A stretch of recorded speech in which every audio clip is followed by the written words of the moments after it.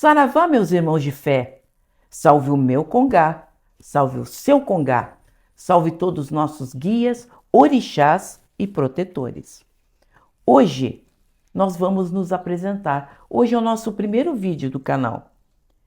Meu nome é Miriam Prestes de Oxalá. Sou escritora, sou dirigente, aliás, sou co-dirigente do Instituto Caminhos do Oriente aqui em Viamão, Rio Grande do Sul.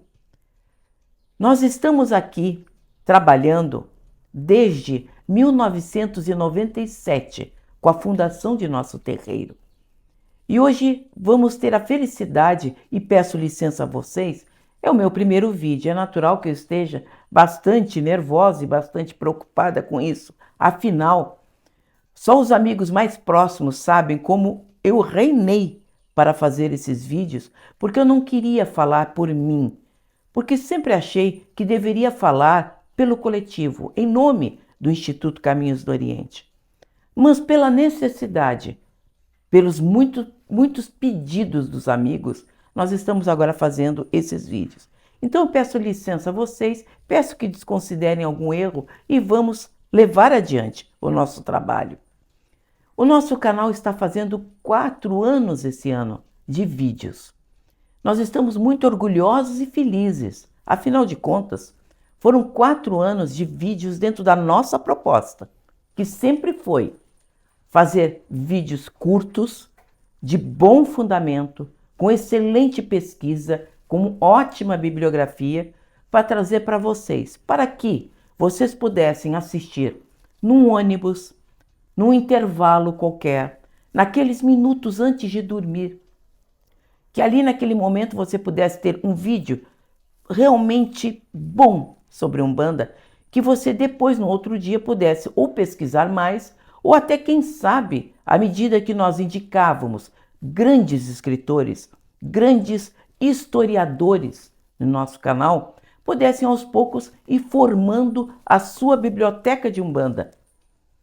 Comprar seus livros, isso era uma constante, sempre nos perguntavam: que livros devo comprar? Quais autores eu devo ler? Então, assim, aos pouquinhos, nós fomos transmitindo conhecimento de forma crescente.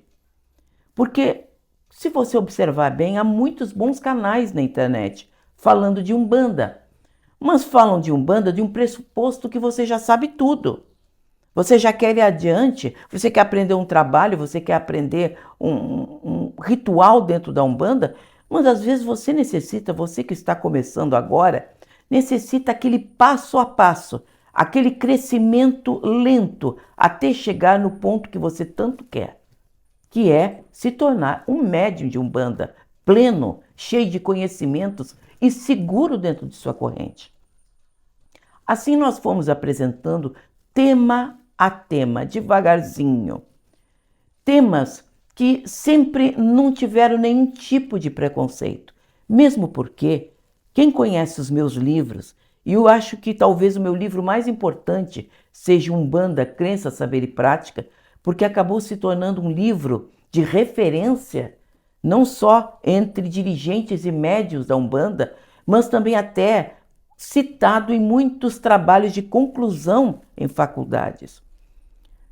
Trazia ali muitos conceitos de ciência, sim, porque eu acredito muito que nós devemos desenvolver uma fé raciocinada, que é uma fé baseada em fatos, em ciência, para que você possa se tornar seguro dentro da sua religião. E não apenas aquele médium temeroso, cheio de cacoetes, cheio de superstições, porque acha que não pode fazer isso ou aquilo, ou vai acontecer isso ou aquilo, se você fizer.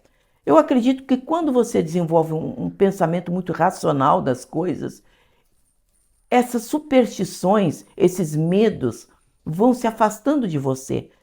E aos poucos você vai se tornando aquilo que você sempre quis ser. Aquele verdadeiro médium, pleno, que todo mundo acha que quer como meta chegar lá à frente. Para quem não me conhece, eu estou trabalhando há muitos anos na escrita. Aliás, eu comecei, posso dizer assim, no início da década de 80, porque em 85 foi meu ingresso na Umbanda, que eu vou contar para vocês aqui. Então, muito antes, eu já escrevia para muitos jornais. Eu tinha coluna permanente em jornais, no caso espíritas. Eu tinha coluna permanente tratando de vários assuntos de interesse sobre o espiritismo. Mas não muito diferente de Leal de Souza, o grande escritor umbandista, que se tornou um dos braços direitos de Zélio e que também veio do espiritismo. Aconteceu que no ano de 1985 eu estava passando por um processo muito difícil. Foi a dor que me levou à Umbanda, porque nós costumamos brincar bastante dizendo que ou nós chegamos na Umbanda pelo amor ou pela dor. Pelo amor, quando nós já nascemos naquele ambiente, vamos desenvolvendo aquele carinho, vemos avós, pais, mães, tios dentro de um terreiro, e assim nós vamos desenvolvendo esse amor pela religião aos pouquinhos. No meu caso, eu caí de paraquedas, literalmente dentro da Umbanda. Eu estava passando por um processo pavoroso de problemas tanto materiais quanto espirituais. Não bastasse também os problemas materiais, eu estava muito doente naquela ocasião. Aí uma pessoa que teve a grandeza e a inspiração desse plano espiritual superior me indicou que eu fosse para um terreiro de Umbanda me consultar. É claro que quando eu cheguei eu estava apavorada. Eu não entendia aquilo. Você imagina, e eu acho que tem tantas pessoas assim, por ignorância, não conhecem os nossos trabalhos. Eu cheguei ali com aquelas defumações, com aquelas incorporações, eu estava completamente perdida naquele ambiente. Não entendia o que estava acontecendo. Até que eu tive a felicidade de ser chamada para consulta, e naquele dia era sessão de preto velho, na Sociedade Espírita de Umbanda, Nossa Senhora dos Navegantes em Porto Alegre. Naquela noite feliz, que foi um dos dias mais importantes da minha vida, sentei na frente do Pai João de Angola, que com grandeza perguntou para mim qual era o meu problema. Gente, eu estava com o meu exame médico dentro da minha bolsa, com todo o diagnóstico da minha doença. Cheguei, comentei com o preto velho o que estava acontecendo comigo, acreditando que ninguém poderia me ajudar naquele ponto, porque o próprio espiritismo naquele instante não teve condições de me ajudar. Aliás, eu acho que a espiritualidade já estava tentando me levar aos pouquinhos para outros segmentos religiosos. Eu é que não entendia o que estava acontecendo. Cheguei, falei com ele, ele me escutou com toda a paciência e me disse: filha, você de fato está doente, mas os burros da terra, que é o modo como as entidades de luz dentro da Umbanda se referem aos médicos, os burros da terra estão enganados num pequeno detalhe. Você vai fazer o tratamento, você vai se operar, vai se curar e vai trabalhar para nós. Não preciso dizer que naquele dia eu saí realmente contrariada dos trabalhos, achando que aquilo ali era um fenômeno anímico de mistificação do médico, que aquilo não era possível. Afinal, eu estava com os exames dentro da minha bolsa. Aí o que aconteceu? Os médicos fizeram a cirurgia, ficou realmente constatado que eu haveria de ficar curada, fiquei, e com humildade, porque está aí algo que eu acho que todo mundo tem que ter, reconhecer que aconteceu algo muito importante em sua vida, que realmente a ficha caiu, e você precisa entender que aquele mundo que você acredita que está ali todo o conhecimento do universo, não é tudo aquilo.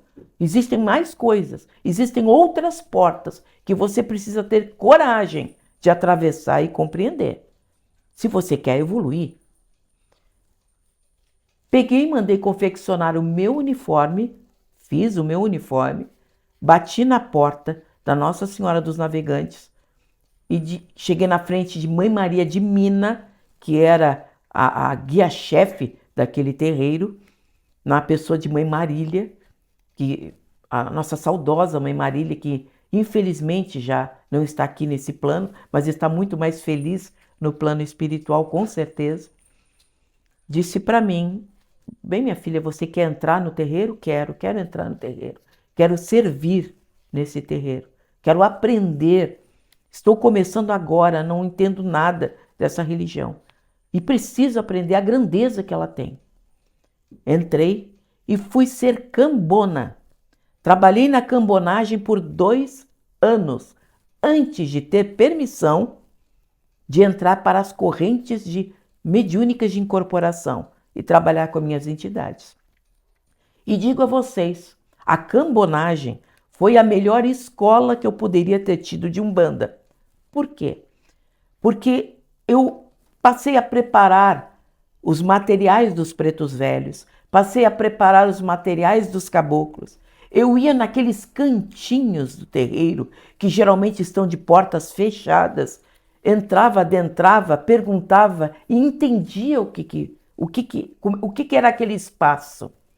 E assim, durante 2 anos, perdão, pela paciência das pessoas que me ajudaram ali dentro, fui aprendendo passo a passo, até me tornar escritora de Umbanda, aí já não mais espírita, mas escritora de Umbanda, e fazer o meu trabalho desde então.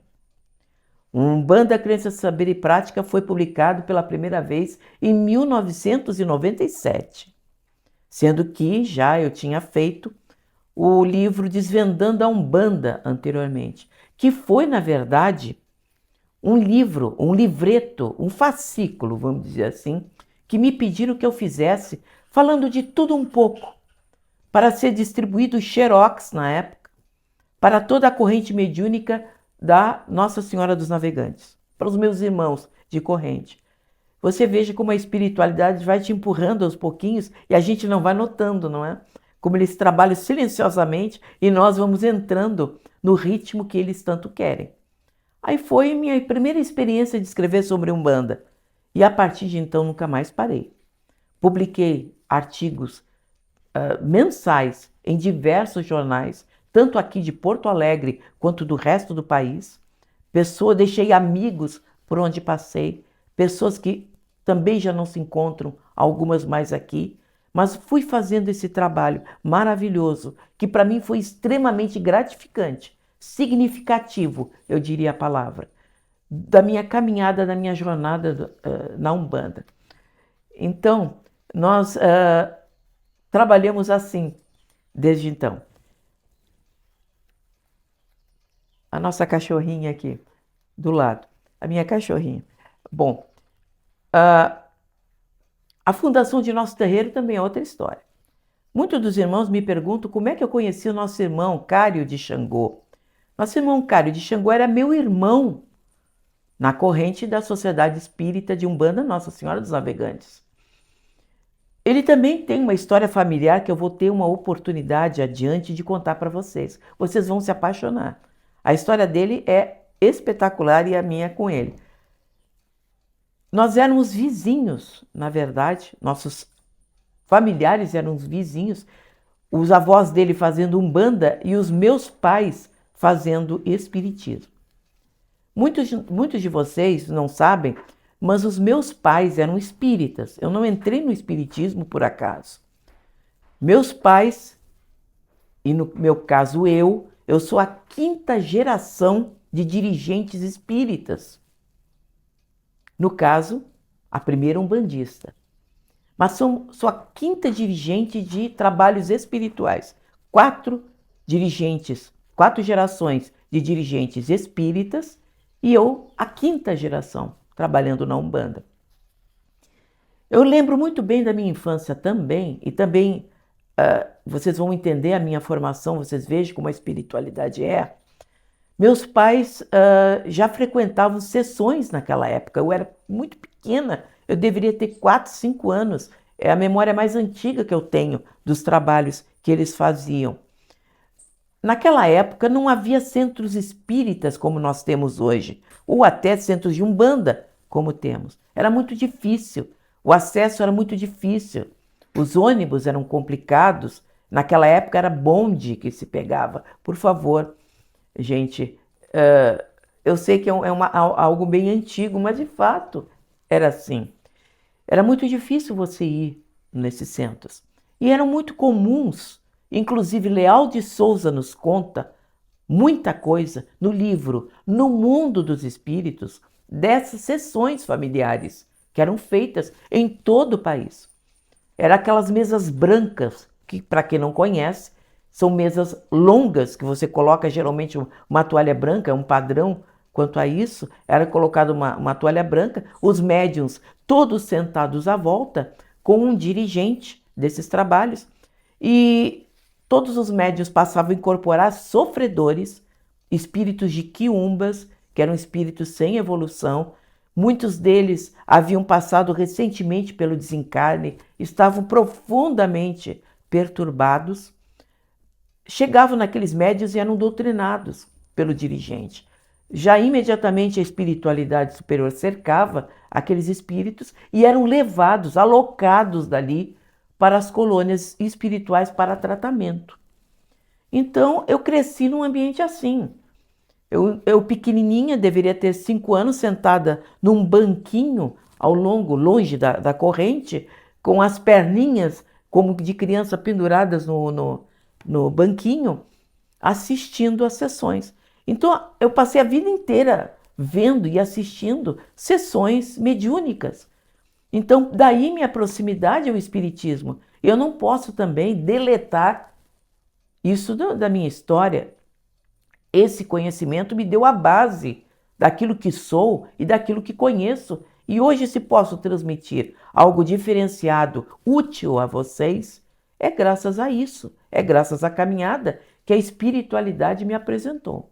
Aliás, eu gostaria de fazer uma observação sobre isso. Algo que me entristece bastante. Ultimamente tem havido muito, em muitos canais, enfim, em toda parte, pessoas que falam muito da presença dos conceitos espíritas dentro da Umbanda, condenando a presença do espiritismo, recordando aquela situação muito infeliz lá de 1908, quando Zélio, com 17 anos de idade, foi levado à Federação Espírita do Rio de Janeiro para que pudessem dizer por que ele vivia doente naquela ocasião. Porque Zélio Fernandino de Moraes estava tendo paralisias totais do corpo naquela ocasião. E o Zélio chegando lá com a família na Federação Espírita do Rio de Janeiro, encontrou um dirigente de trabalhos que, quando começaram a descer nessa mesa que eu acabei de descrever para vocês, porque esse é o trabalho espírita, nessa mesa de sofredores, começou a descer entidades que se intitulavam caboclos e pretos velhos, com mensagens, imagine só, extraordinárias. Esse dirigente ficou completamente aturdido, tonto com aquilo, era incomum aquilo acontecer, e pedia para que as entidades se fossem embora, acreditando que eram espíritos de pouca evolução espiritual. Mas nós estamos falando de uma mentalidade de 1908. Gente, é muito mais de um século atrás. Foi essa ocasião que o Zélio viveu e aconteceu. Muita coisa mudou até lá. E nós não podemos, eu acredito, porque eu sou uma pessoa universalista antes de qualquer coisa, porque a Umbanda é universalista. Eu acredito que toda religião ela tem algo útil a contar, algo útil a somar para nós. Basta nós sentar para conversar. Eu sou aquele tipo de pessoa que senta na frente de um doutor para escutar o que ele tem a me dizer e sento na frente de uma pessoa muito humilde, porque acredito que a verdade que ele tem a dizer é muito grande. A experiência de vida que ele tem, muitas vezes eu trago lições para o resto da minha vida ouvindo uma pessoa humilde.